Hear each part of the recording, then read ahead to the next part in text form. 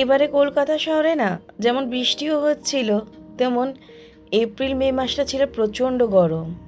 এতটাই গরম ছিল যে সত্যি কথা প্রাণ যেন ওষ্ঠাগত হয়ে উঠেছিল।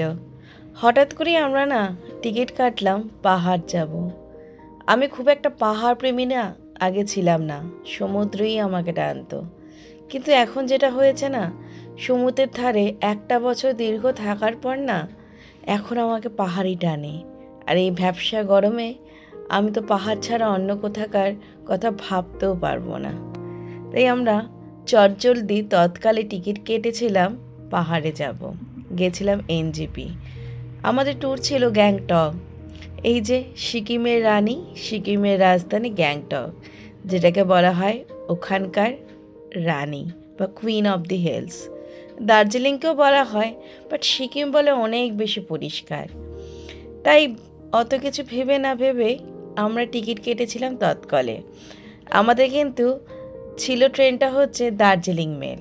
আর শিয়ালদা স্টেশনে এসে এতটাই গরম লাগছিল, আমরা না দুজনে নিয়ে নিয়েছিলাম একটা ওয়াটারমেলন মজিতো, পাতি কথায় তরমুজের রস, এখন যার নাম বেরিয়েছে।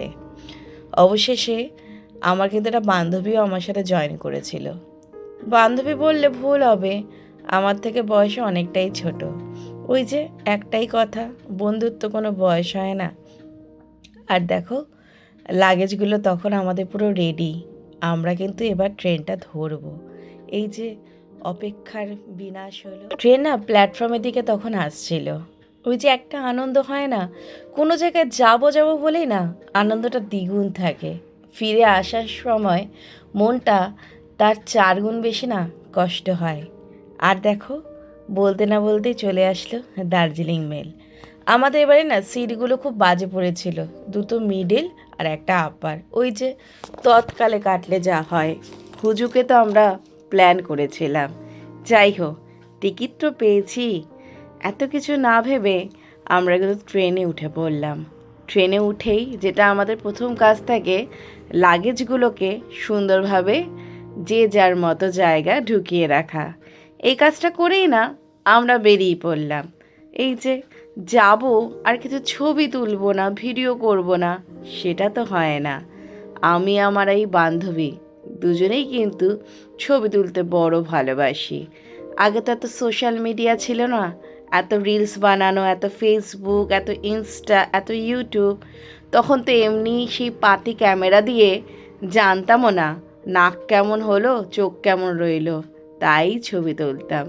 আর এখন এত এআই সিস্টেম ক্যামেরা দিয়ে ছবির কোয়ালিটি তো ভালো আসবেই, তার সাথে মানুষগুলো কিন্তু অনেক বেশি আমরা সুন্দর হয়ে যাই। এই কথা কিন্তু আমাদের ভুললে চলবে না। আর দেখো এই যে ট্রেনের সামনে দাঁড়িয়ে ছবি তোলার নেশাটা না বরাবরই, সেই ছোট থেকে। খুব একটা যে কোথাও গেছি তা না, কিন্তু নিজের পয়সা যাওয়ার অভিজ্ঞতা একটা আলাদাই আনন্দ। আর ট্রেনে উঠে পরবর্তী ছিল আমাদের কাজ খাবার দাবার। আমার বন্ধুর মা বানিয়ে দিয়েছিল চিলি চিকেন, রুটিটা কিন্তু কিনে নিয়েছিলাম, দারুণ লেগেছিল। আর এর সাথে ছিল দেখো রসমালাই, এটা না সত্যনারায়ণ থেকে কেনা, যেমন খেতে টেস্টি, এই স্বাদের যে ভাগ হবে না। অবশেষে না ভাবছি কখন ট্রেন ছাড়বে। আর যে যার মতো দেখো জায়গায় তারা দেখো বিছানা করতে শুরু করে দিয়েছে। আমি না এত কিছু পারি না, সিট দিলে কোনো রকমের চাদরটা গায়ে দিয়ে শুয়ে পড়ি। আর অবশেষে ট্রেন ছেড়ে দিল।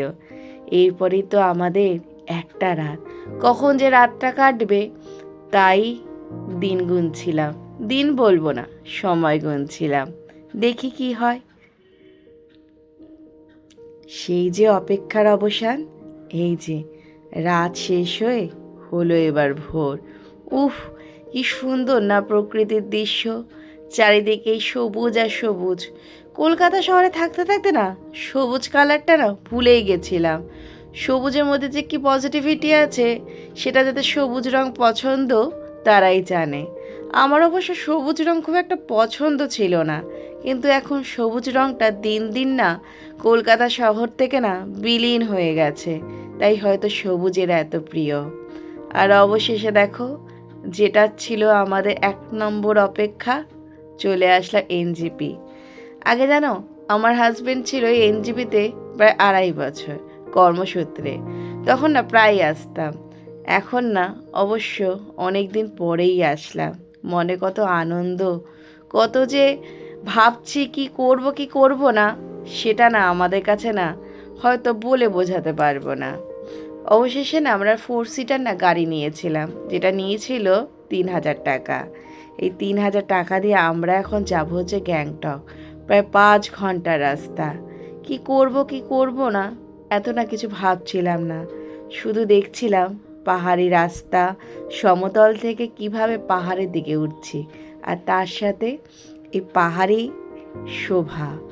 সত্যি কথা, পাহাড়ে না আসলে হয়তো পাহাড় কাকে বলে তার এই সৌন্দর্য আমি হয়তো বুঝতামই না। এর যে সৌন্দর্য কি, সেটা কি আমরা কেউ কাউকে বলে বোঝাতে পারি? একদমই না। যতক্ষণ না পাহাড়ে যাব ততক্ষণ পাহাড়ের শোভা কিছুই জানবো না। আর অবশেষে পেয়েছিল প্রচণ্ড খিদে, তাই রাস্তার ধারেই একটা জায়গায় কিন্তু আমরা দাঁড়িয়ে পড়েছিলাম, খেয়েছিলাম মোমো। আর আমার দেখো ফটো সেশন যেন শেষই হচ্ছে না, আর হবে না কেন? এই পাহাড়ি রাস্তায় এত সুন্দর অক্সিজেন কি হয়? হয় না। কলকাতা শহরে তো শুধু কার্বন ডাই অক্সাইডেই ভর্তি। সত্যি কথা, কখন অপেক্ষার অবসান হবে আর আসবো? আমরা যাব হচ্ছে গ্যাংটকে। এর মধ্যে কিন্তু পড়ছিল প্রচণ্ড বৃষ্টি, কিন্তু বৃষ্টির উপেক্ষা তো আমরা করি না। আমাদের কাছে একটাই শুধু, কতক্ষণে পৌঁছাবো আর কতক্ষণে ম্যাল রোড দিয়ে আমরা হাঁটবো। তাই না হাসতে হাসতে চলছিলাম, আর অবশেষে পৌঁছে কিন্তু গেলাম আমরা ম্যাল রোডে। অপেক্ষায় থাকুক দ্বিতীয়র জন্য।